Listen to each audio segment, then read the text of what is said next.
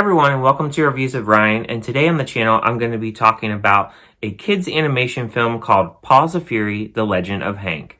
This film was directed by Chris Bailey, Mark Coetzee, and Rob Minkoff. And before I get into my thoughts about this new film, if you like movie reviews and Blu-ray hauls, you're in the right spot. Hit the subscribe button, give the video a like, and comment below your thoughts on this brand new kids film. And also turn the notification bell so you never miss any review that I make, and I post weekly. And now without further ado, let's get into my thoughts on this brand new kids film. Before I share the plot about this synopsis, I do have a special guest on this review. I have my son Jacob. Hi.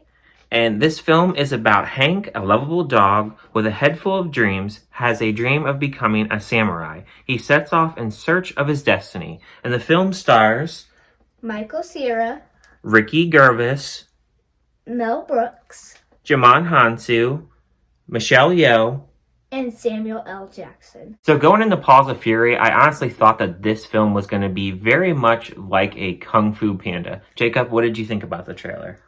The trailer, I thought the trailer, was really funny at first, but whenever I saw, like, the real movie, it wasn't that funny. But one of the funny parts that did show in the trailer didn't come up till later in the movie.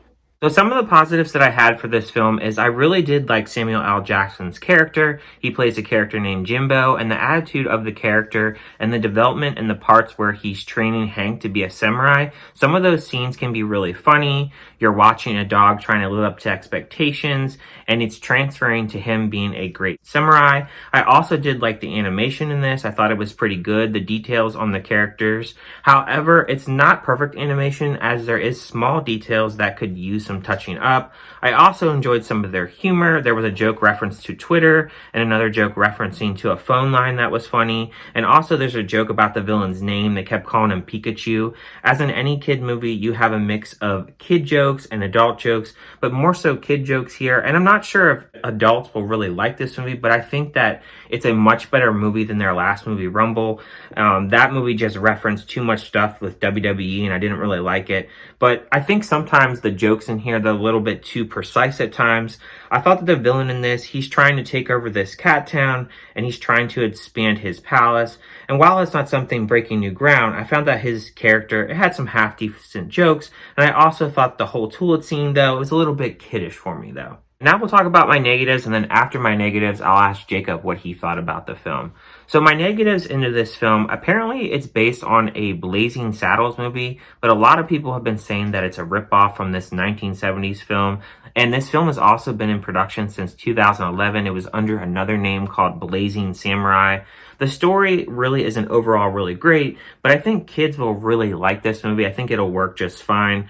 I found that lots of relation through the trailer to Kung Fu Panda, although minus the extra characters, and it has a little bit more of its own story rather than copying Kung Fu Panda.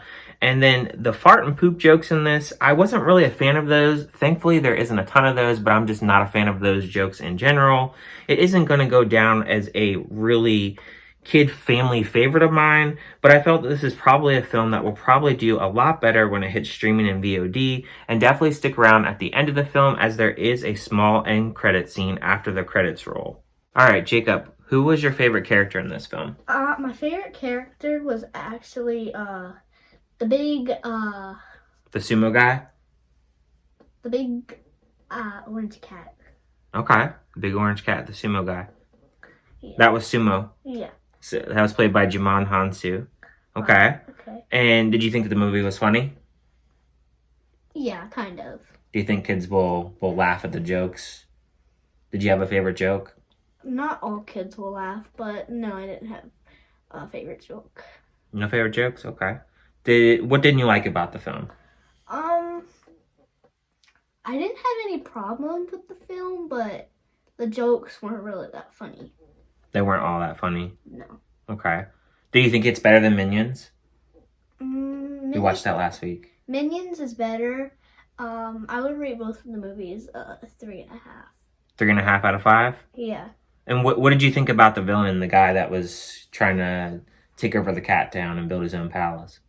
Very stupid, and his evil plan was very bad. What do you think about the toilet scene? Did you like the toilet scene? Yeah, where he got flushed down. Yeah. Yeah. Okay. All right. So you heard his thoughts. He said a 3.5 out of 5.